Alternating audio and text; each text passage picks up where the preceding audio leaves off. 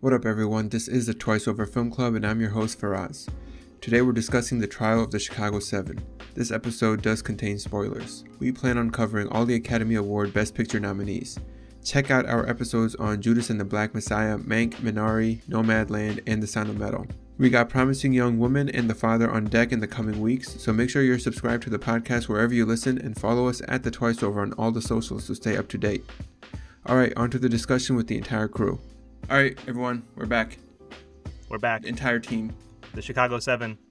Us 4 and our three listeners. That's the Yusuf, Chicago we 7. agreed on all of our scores. When does this ever happen? It's never happened in the history of the Twice Over. The long storied history Hey of the guys, Twice 50 Over. plus movies. So 50, Let's yeah, it's not a appreciate joke. this moment then. Wait, for you two in particular? for anyone. Well, I don't think anyone's ever agreed across the board on every Yeah. single score. No. And Froz, did that happen to us once? Nope, not across the board, man. Oh, Not okay. all 5. I think 4 out of 5 before, yes, but not Okay, 5 okay. out of 5. yeah, that's crazy. And Like, interestingly, down to the number. That's pretty.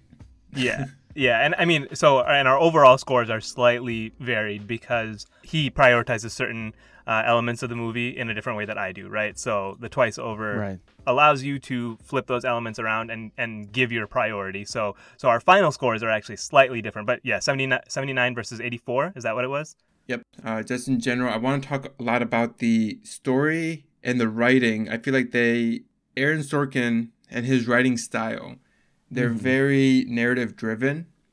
Yeah. Like the entire pace of the movie is like the backbone of it is like how it's written. So the writing keeps the pace going. It keeps you engaged. The writing gives you the comic relief. It gives you, it's pretty much without the writing, this movie like can't work. And I think that's why it won the Golden Globe. So I think a lot of credit needs to be given to the casting. Have you guys seen the pictures side by side of the real characters? I was going to say. Sacha Baron Cohen looks exactly like Evan Like Hoffman. of the actual person? Yeah. I did not And look at in that. hearing that, I watched a video of the guy. Dude, he freaking nailed it. That's why I gave it a 90. I was tempted to actually go higher on acting. This dude, a lot of everybody, the judge, the casting for the judge was incredible. Dude, everybody looks pretty close to the real life person. Oh, goddamn. Yeah, I'm looking it up right now. Yeah, Sacha Baron Cohen is the same guy. Nobody else can play that character. Nobody else can. I just sent a YouTube link in the chat. It's like 40 seconds, but if you watch it, I mean, it's just that's the actual Jeremy Strong too. Yeah, dude. yeah. Almost every character, outside of the older guy, he didn't really look like this thing that much. But Oh, Dellinger. yeah, but everyone else Derringer. it seemed like it was pretty close. Yeah. Even Yahya Abdul Mateen, man, looking like Yeah, Bobby Seale. dude. That was like, he looks exactly like Bobby Seale. But yeah, so I think a lot of credit needs to be given to that. In terms of the pace, I don't know. I tell me if you guys felt the same way. I just felt something was off. I think things could have had a bigger effect if they were, I guess, paid a little bit more attention to in each scene. I think it was a little bit too quick for me. It was very fast moving. It was very fast moving. Fahad, I feel like you give a good description of like Aaron Sorkin's style. Oh, yeah. So Aaron Sorkin dialogue can be characterized like this. The characters in his movies and shows, they all know what to say. The dialogue always comes out at like 100 miles an hour. And there's very little room for you to like bring your own thoughts into his movies. It's very much, he's telling you what to think. Yeah, it's very directive. Yeah. And do you think that's a function of how broad of a topic? I guess It's a function of how he wants to tell the story. It's very specific. Yeah. He doesn't want you to read too much into things. He has a certain vision and he just likes to go off. So what were some moments, Farn, that you thought they didn't let it linger long enough for you to internalize?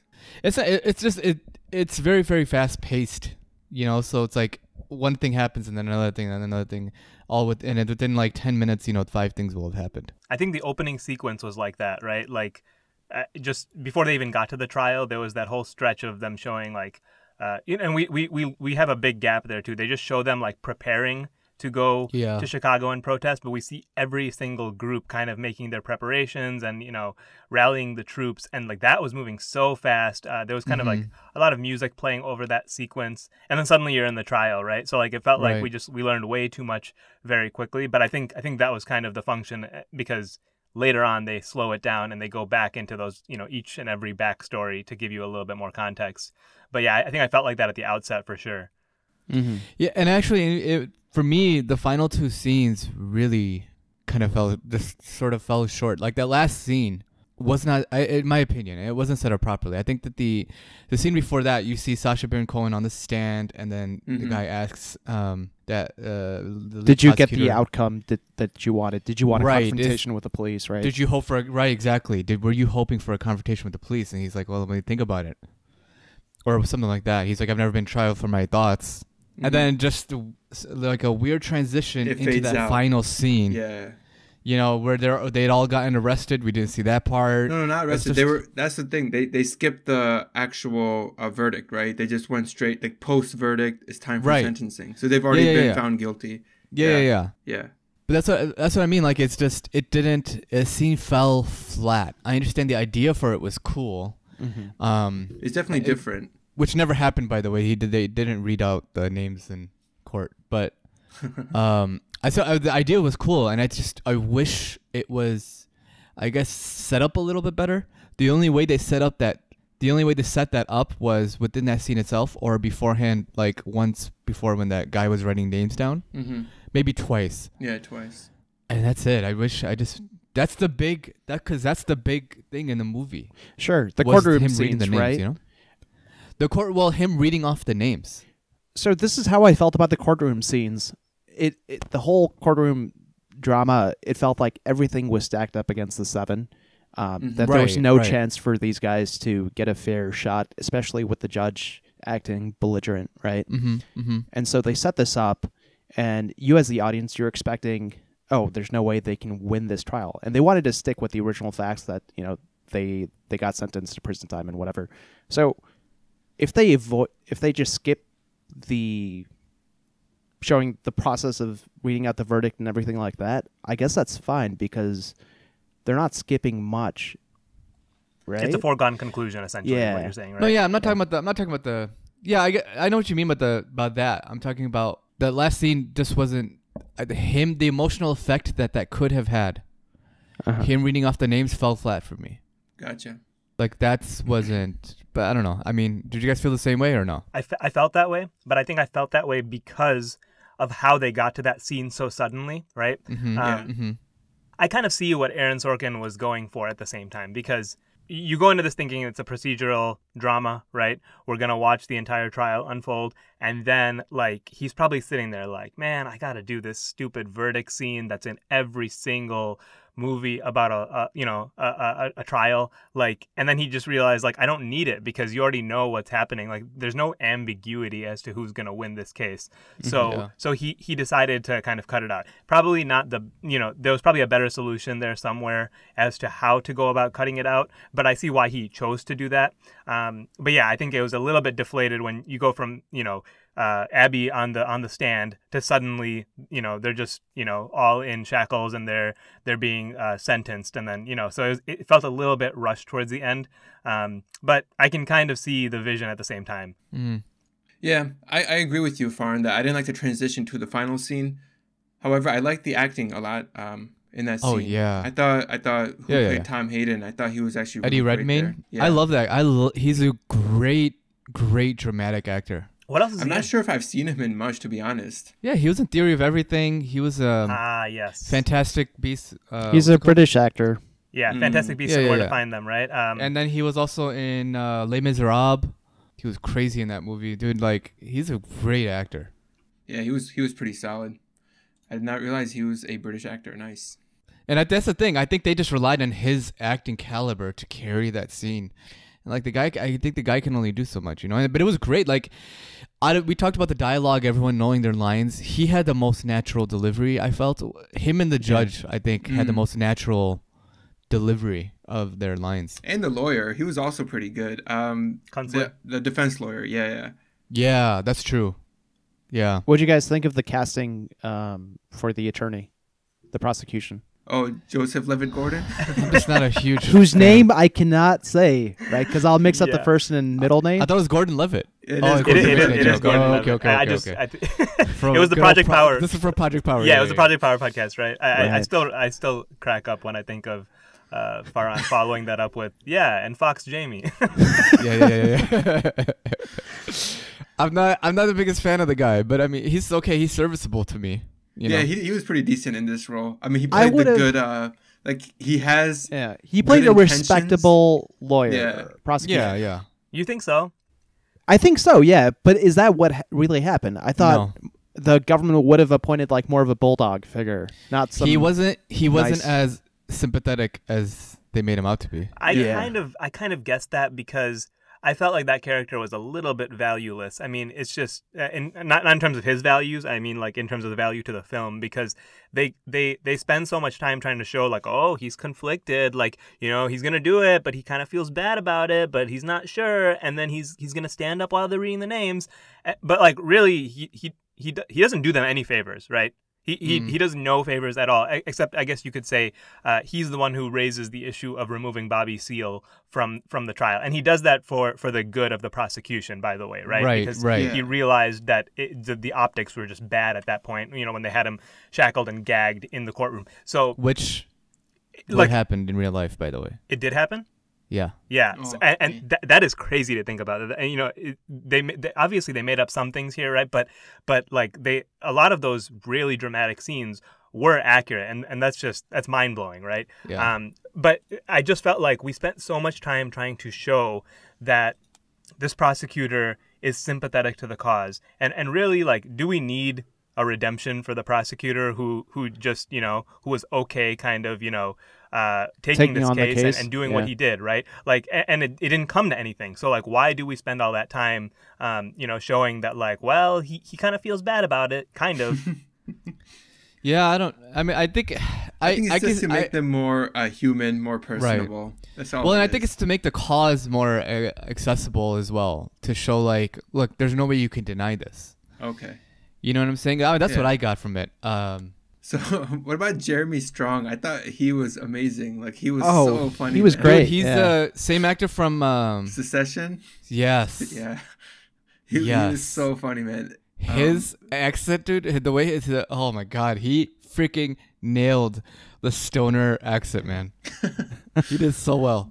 Like, from the very start, right, when he catches the egg and he doesn't know what to do with the egg. Yeah.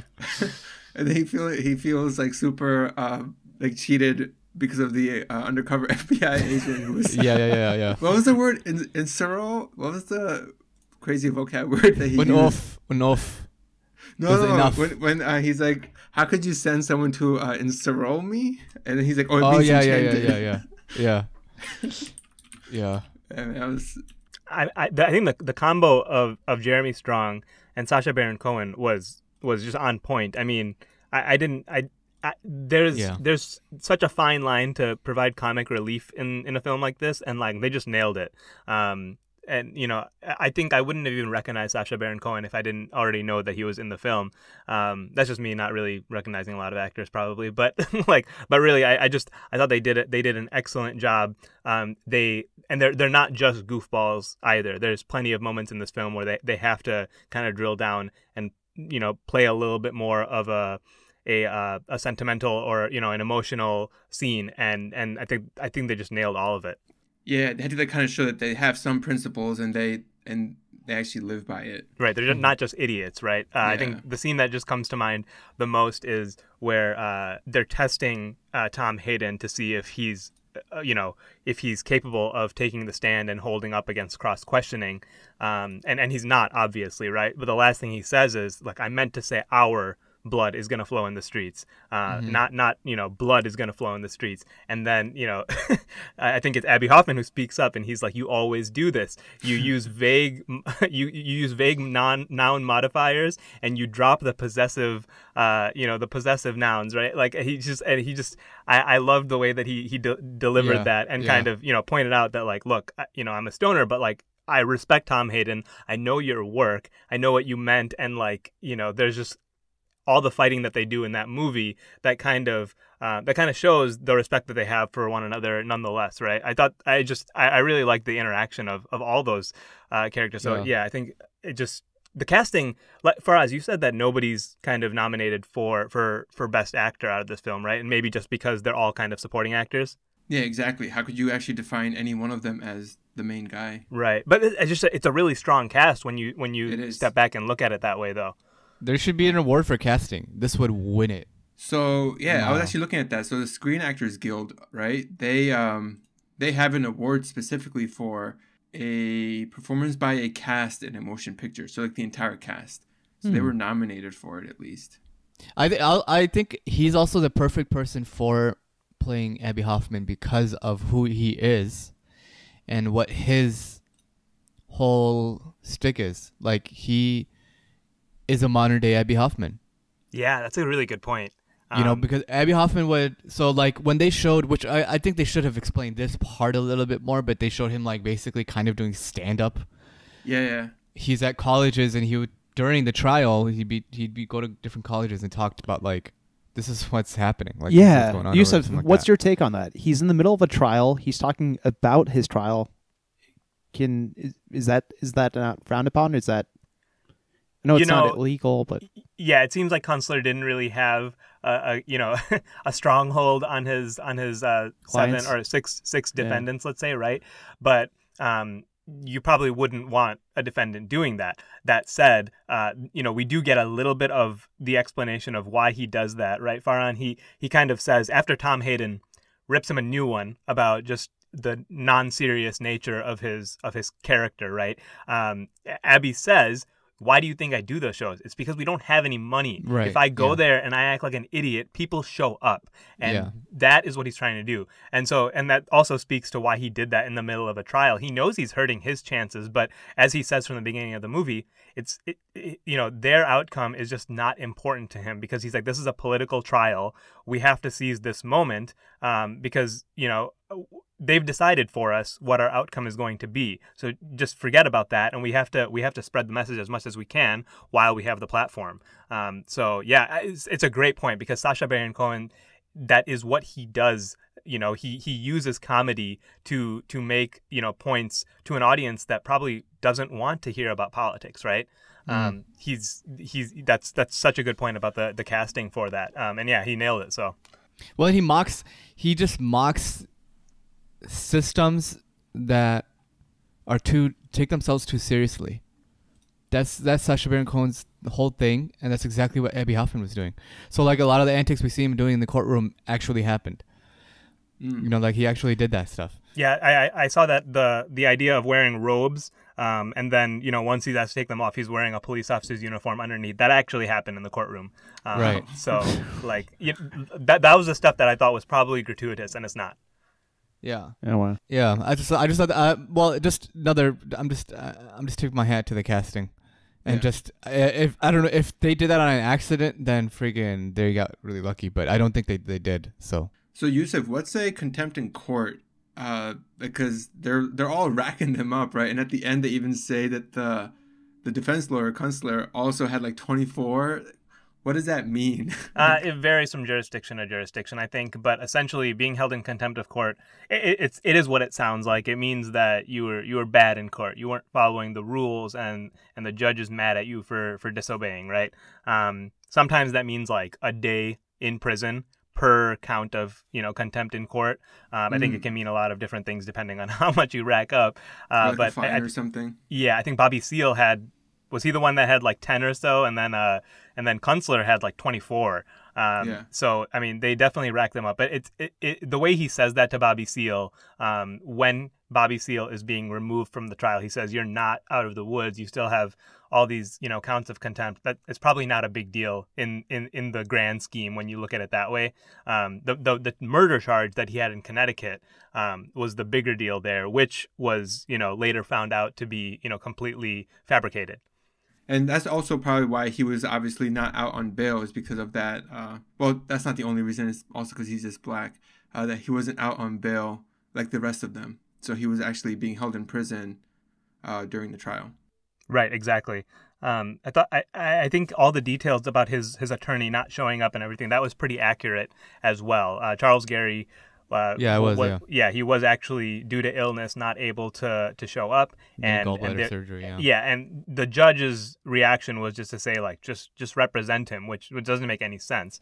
Yeah, dude, I didn't understand that. How does it go like 100+ days when this dude doesn't have a lawyer? It's like the most basic thing. I just didn't get how he was still there. It just didn't make any sense to me. Yeah.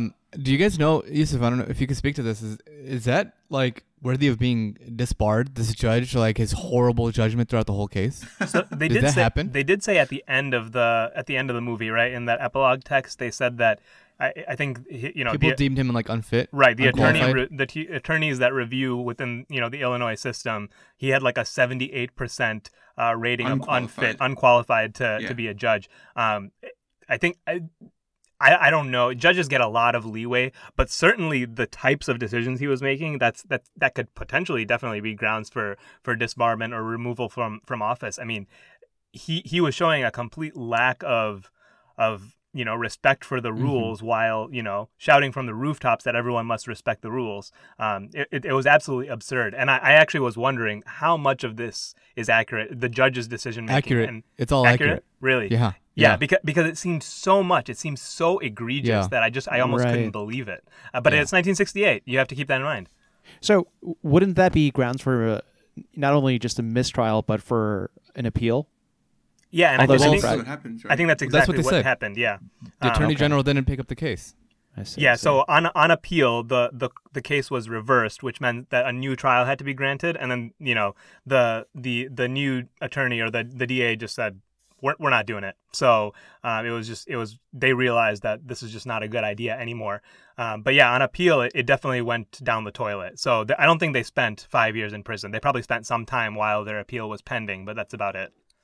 Yeah, and another thing to note in terms of historically speaking is that Nixon was one of those presidents or candidates, right? He ran very much on law and order, like that was his thing. So when he did become president, it was kind of like a way to show the nation, hey, look, I'm this law and order president. That riot and all that stuff that happened last year in Chicago, I'm going to make sure people pay for it because I'm a law and order president. And that's why, when Abby says we were chosen, right? We weren't arrested. We were chosen to be put on trial. Mm-hmm. I mean, it really is true. And like that's really why it's happening is because the new government, the new administration is trying to show, hey, look, we're taking care of, these activists that cause problems. Did you guys understand the drama with the former attorney general not submitting his resignation? What was that? Sounds like a very political drama thing to me.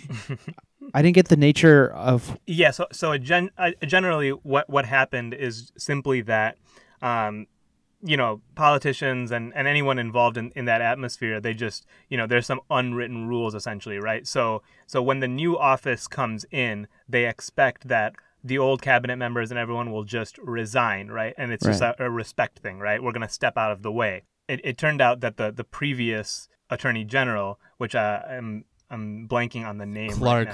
Clark. Ramsey Clark, is that it? Ramsey Clark, yeah. So he did played by Birdman. Played by Birdman, Michael Keaton. I was gonna say, and you guys were talking about on the Birdman episode that Michael Keaton's kind of washed up, and that was kind of a nice parallel that he was playing that role, right? Yeah. He's kind of reinvented himself. He's been willing to take on smaller roles, and I mean, I think he was good here for the short stretch that he was involved. He was great, yeah. But essentially, Ramsey Clark obviously did not agree with the new regime that was coming in, and he just essentially chose not to submit his resignation for a while, which meant that puts it on Nixon to kind of step in and fire him. Yeah. And eventually he did submit his resignation, but he did it so late that John Mitchell, who was being confirmed as the new attorney general, was already like in his confirmation proceedings by the time it happened. And it was just like a little FU moment, basically. And in those circles, that is all it takes sometimes. So John Mitchell pretty much brought this trial because he saw that, that guy did that to me. Now I'm going to go dig through the cases that he chose not to bring, and I'm going to find one, and I'm going to make an example of it. That was part of his. It's like a political grudge. Exactly. That was part of his motivation, probably most of his motivation for pulling this trial out, because you have to keep in mind these events happened under the old regime, and they didn't bring a trial, right? John Mitchell comes in much after the events and says, you know what, actually we are gonna bring indictments. We're gonna seek indictments. So yeah, I think that was pretty accurate as to what they were showing. I was gonna say the previous administration does like actually do their investigations, right? And during without the jury in there, the voir dire. The voir dire, yeah. When Clark says, yeah, we did our investigation, we concluded that the riot was started by the police department. And then we also did an investigation on each of these individuals, and we concluded that there was no conspiracy to incite violence at the convention. So it's not even like, Ramsey Clark didn't do that stuff, or like his administration. All those FBI informants that were part of the operation to follow these guys around. I mean, that was under the previous administration, right? So it's not like the previous administration was just letting these guys like off the hook or like not watching them. They were, you could say, cautious because, again, these guys are anti-war protesters, and the previous administration, just like the new one, was still very much involved with the Vietnam War with no intention to stop it. So that's why I think that entire sequence, like Farn, you mentioned the corruption that happens, like that sequence of showing how, the previous attorney general, the new one, and how how much corruption there was behind the scenes to make sure that they could make an example of these 7 activists. The whole thing with the jury not being there, that's accurate. Yeah, I figured that was accurate. Because crazy, man. That's what I'm talking about. This judge it's crazy that judges have that power. By the way, this is an interesting factoid. So Ramsey Clark ended up later on representing or something. I don't know. I think representing or doing something for Gaddafi and Saddam Hussein. Random fact, but that did happen. The new attorney general. That should show you he's just like not necessarily like this hero, right? Right. He had a grudge. The reason he's in court is because he's returning the FU, and that's the major reason. He's not the best guy, but in this one case, he happened to do the right thing. Maybe not even for the right reasons. And then the new attorney general, John Mitchell, was one of the people who was part of the whole Watergate scandal. Oh, makes sense. Yeah. So just interesting facts that I have nothing to follow up with.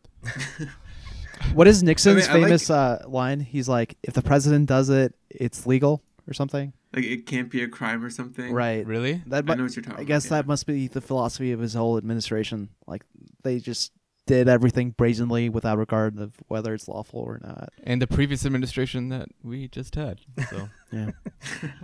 Yeah, I mean, when Michael Keaton's character, when Ramsey Clark, he's on the stand, he says, the president is not a client of the attorney general. I mean, it was very much like a poignant statement to what the previous administration and how that kind of worked with William Barr and Donald Trump. So yeah. Another thing, I mean, I want to just bring up the parallels into how relevant it is in today's world. We hear how Ramsey Clark says they did their investigations. They didn't find any, hard evidence to show that these guys incited any violence, that they conspired to do anything, and how they actually concluded that the police department is the one that started the riots, or you could say incited the violence. Even just last week, I don't know if you guys have seen in the Chicago, like the report came out for the protests that happened, the Black Lives Matters protests that were happening last summer, and the violence that ensued from that. The investigation revealed the same exact finding. It was incited by the police, not by the protesters. I'm very surprised that that's on record in a report. I mean, I just right. I didn't expect them to actually come out and say that. We all know it to a degree, right? But like for them to admit that, that's actually pretty big. I wonder if that comes to something. I mean, if that leads to anything. But I mean, that's what I was gonna say. Like, will it come to something? Considering 50 years ago they also concluded similar things in a similar investigation, and nothing changed. I don't expect it to come to anything. But Yeah, qualified It immunity. doesn't unless we vote, everyone. Unless we vote. True. and it's a very weird dynamic. I mean, we touched on it in Black Messiah. People are given power to use force, and even against their own constitution, they will do things out of fear. That doesn't justify anything, but they will do things out of fear and knowing that the law will back them up. And sometimes they do things out of racism, and neither of which is okay, but one is significantly worse than the other. This, what was shown in this movie wasn't necessarily due to racism, and it wasn't necessarily due to fear either. But like nowadays, the stuff that's happening, it's like I said before, like out of when everything that was happening with with the Black Lives Matter movement and beginning of what was that? May? Was that June? When was that time frame? I think last early year? summer. It's been March for an entire year, so I don't know what you're talking about. That's true, yeah. But basically last summer, and when I talked to patients about it, my patients who are officers, there's 3 of them, and only one of them was even mentioned anything about the struggle that black people actually have in America, and they can understand where it's coming from, even if they don't agree with the methods. Only one of them. Everybody else, well, the other 2, played the victim, and that's kind of that's a huge problem. That's a huge leniency that police officers are given, is that they can play the victim card. Even though, like, how upsetting is that, and how backwards is that they can play the victim card and they can get away with it. Yeah, I also want to say that, like, for this specific situation, right, protests in 1968, it played a significant role in future protests. Basically, cities have understood, like, hey, if people are coming and they're going to protest and they're going to be there no matter what, we need to give them a place to protest. Because this is the source of the issue, or the source of the conflict that occurs, is that the Mayor Daley in Chicago just did not want them around at all. So even when they were at Grant Park, they were there, illegally technically, because they did not have a permit to protest there. But they have nowhere to go, and they're going to come anyway. So when you do that, like, some chaos will ensue. If chaos ensues, there might be a riot, there might be some violence, right? So I think, like, a lot of cities have figured out, like, hey, if people are coming, even like last year in the summer, most cities allowed the protest to happen organically, and they said, you can do it at this location. We'll barricade some streets. We'll make sure that cars aren't, cars are redirected, traffic and all that stuff. So this moment actually does play a pretty significant role in, like, basically how protests work today. Yeah, that's very interesting, because they showed that several times, right, where they're requesting permits and they're just being denied, and multiple people tell them, like, look, this is not a good idea, because they're coming. Yeah. Like, you have to recognize they're not going to not show up just because you don't give a permit. Like, you got to be smart about this. And they take it as a threat, right? Don't tell me how to do my job and all of that. But I thought that was some interesting, just background there on how Mayor Daley and, how a lot of cities probably chose to deal with this kind of thing previously. Yeah. Yeah, it was basically stifle it or squash it. That's all it is. Yeah, squash it. I also liked very much in the movie how they presented the different perspectives or visions that people on the same side can have. So we have, like, Tom Hayden, who comes off as this pretty pragmatic. I assume he's pretty wealthy, rich, because of his conversations with Abby. I didn't actually look it up or anything, but and then how you have Abby and Jerry, and how they're very idealistic in a sense, cultural sense, not so much in a political sense, but, like, the conversations that they have amongst each other, I should say arguments. I think it's that's like the kind of healthy conversations I feel like we need to have more of today to have a better understanding of, like, because essentially a lot of the times most of us want the same thing at the end of the day. It's just like, how do we get there, or what do we need to do? Faraz, did you were you triggered at all? Like, there was a moment where Tom Hayden turns to Abby and Jerry and basically says, like, I can't believe you don't understand this yet. If you don't win elections, nothing else matters. And I mean, I think even in our own friends group, right, we have those sentiments, and then we have more idealistic people, and probably neither one is the right. I'm the idealistic person. But I mean, they both of those viewpoints have their reasons, right? And, for sure. And it leads to a lot of disagreement, but at the core, I think everyone agrees on some basic facts. But how to get there, or how we should go about organizing efforts, that's where the split comes. So I felt like that was a conversation that we have all the time. Yeah, that's what I'm saying. I really like how they did that, because again, it's providing multiple perspectives. And even though they're showing it in an argument form, it is generally pretty respectful. Yeah. Do you guys remember following Barack Obama's election, how Cornel West said, we're going to get Barack elected as a president, but as soon as he's president, we're going to have to fight him tooth and nail for more progressive policies. Yep. And it's similar with Joe Biden right now, too, right? It's like, hey, we'll work together to make sure he gets elected. But once he is elected, we got to, we can't stop pushing him in the right direction, pretty much. Yeah. Yeah. Yeah, the people who always get elected president, they're always establishment. So Yeah. I wanted to turn to the aesthetics a little bit. Oh yes. I wasn't very high on the aesthetics. Yeah. And I feel like they just didn't try very much. I'm okay with that. But yeah, I didn't see a whole lot to appreciate. The one thing I noticed was I think I liked a lot of the music choices. Maybe the use was a little bit heavy, but I generally liked that portion of it. And the one thing that I really didn't like was that transition after in the middle of Abby Hoffman giving his testimony. They just that weird fade out. I think there's another movie that we did recently. Maybe it was Mank that had a lot of like weird fade outs, and for some reason that bothered me. I don't know why they choose to do it that way, but it was so jarring and weird. I was like, wait, is my TV like dying or what is happening? Well, for Mank, it was because that's appropriate for the time period. This yeah. is like, why are they using a 1920s transition in 2020? But yeah, I could have made that on iMovie. Would you, Yeah.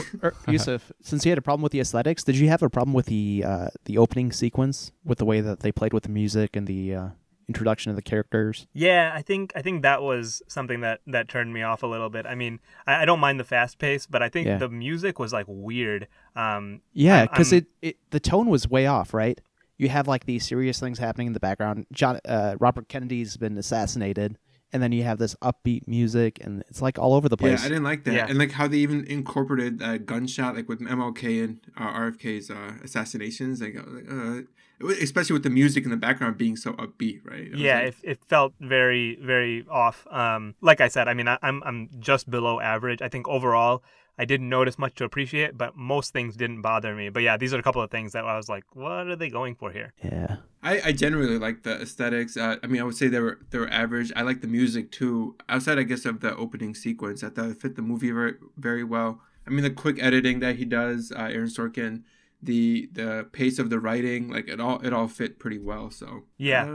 But nothing really stood out, so I didn't go higher. But yeah. Yeah, I mean, I think the music was definitely fitting. They kept things moving pretty fast, and it helped in that degree. Mm-hmm. Something else we don't really talk about necessarily all the time in aesthetics, but I mean, there are a lot of scenes of violence here, and I think those were pretty well done. They weren't overly gory, but they still had impact because, for someone who doesn't really cringe at this stuff very much, I had a hard time watching some of those violent scenes. I mean, maybe it's just I've seen so much of it lately, just in social media and everything, but like it had more of an impact on me than I was expecting to have. It was just it hurt watching some of those scenes. So I mean, I think that's a. Is it because they incorporated like some actual footage from the? Did they? I mean, those black and white scenes. Yeah. That was actual footage. Which ones? Right. Yeah. Where they're charging during the riot. When they're trying to take the hill, they cut in and out of the actual footage from the actual riots. Okay.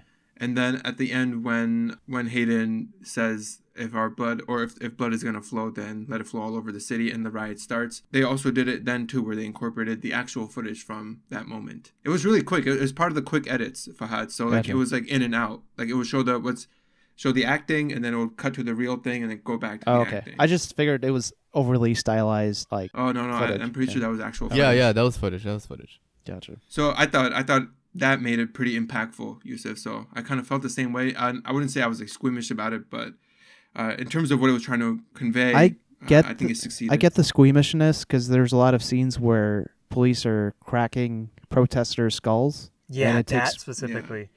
And that one image that I think is burned in all of our heads of that old man who had his skull cracked by a police officer last summer. Oh yeah. That was in upstate New York, I think, right? Yeah. Yep. Yeah, that video really, like, out of all the social media videos that I've seen of police violence, that one somehow stuck with me. But yeah, you're exactly right. Like, something about that just it's very difficult to watch. And yeah, the way that they cracked Rennie Davis's skull open in this one, I mean, they give you a clear shot of that one, and it was just, I wouldn't even say squeamish, but it's just, it hurts. I don't know how to say it better than that. Uncomfortable. Yeah, right? It's just very uncomfortable. Right. Speaking of uncomfortable, the most powerful scene for me in this movie, and I like very powerful. I think it's like kind of twofold, but obviously the Bobby Seale being like tied up and like gagged up in the courtroom. Mm-hmm. Yeah. But when they go to visit him to tell him that Fred Hampton died, that he was assassinated, and just his demeanor in that whole exchange, and when he asks Thomas Hayden, he's like, "You're probably doing this out of rebellion, basically, because you hate your dad, right? Like that's all of you guys." He's like, "Yeah, maybe." He's like, "Yeah, that's not me. I'm doing this to avoid a rope from the tree," or something like that. You know what I mean? That was really powerful, really telling. Again, still true to this day. A lot of the most infuriating scenes were the Bobby Seale stuff. Again, I just couldn't wrap my head around the fact that this dude has no representation, and the judge is just like letting it go for days and days. It boggles my mind. Oh my god! Not only no representation, he has no reason to be there. Yeah. Oh my god! I like when he like tries to interject himself. Like, can I ask a question to the witness? Yeah. He's like, have you ever met me? Yeah. Yeah. I mean, oh my god. Yeah, I mean, those scenes are kind of funny, and at the same, it's like this movie It's was ridiculous. That's why it's ridiculous. funny, right? Exactly. Yeah. I mean, it's because he submits a petition at one point, right, to represent himself pro se, and that gets denied too. So he says, "Okay, I don't have a lawyer. Just let me." Dude, not only that, the way the judge reacts to that, he's like, "Where do you learn this stuff?" Yeah. It's like, what? Yeah. Where do you learn this stuff? And you're like, only lawyers can speak in here, and it's like, okay, I mean.